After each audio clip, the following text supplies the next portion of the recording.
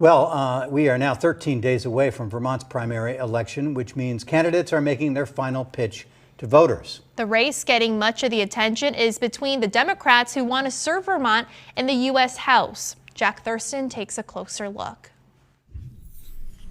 Vermont's three-person congressional delegation has not changed since 2006, but Senator Patrick Leahy's upcoming retirement and Representative Peter Welch's choice to go for that Senate seat have the current lieutenant governor and the leader of the state Senate each hoping to become the first woman to represent Vermont in the U.S. House, the nation's final state to send a woman to D.C. Good to see you. Molly Gray says her law background, term in statewide office, and prior experience as a congressional aide to Representative Welch have prepared her for the job. Our state can lead with civility. We always do. I have as lieutenant governor, and I think that we need more Vermont's values right now in Washington as we work to heal this democracy and deliver for rural states like Vermont. But Becca Ballant, a former middle school teacher who's openly gay, insists she's the most tested, reminding voters of tough fights she's led in the state Senate on major issues like Vermont's recent gun reforms. I am the only one in the race that has legislative experience,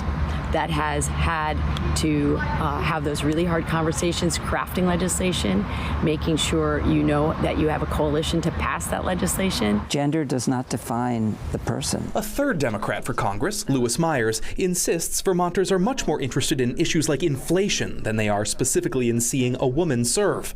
Myers says he has unique insights as a physician. Clearly, I understand the healthcare system on a much more granular level than the other candidates, and healthcare is still 20% of our budget, and it's increasing every year, and 100% of us will need the healthcare system at some point in our lives. You could view the House race as a microcosm of the fight over the soul of the Democratic Party nationally. Middlebury College political scientist Matt Dickinson predicts Vermont's reputation as a blue state in federal elections will boost turnout in the Democrats' House primary.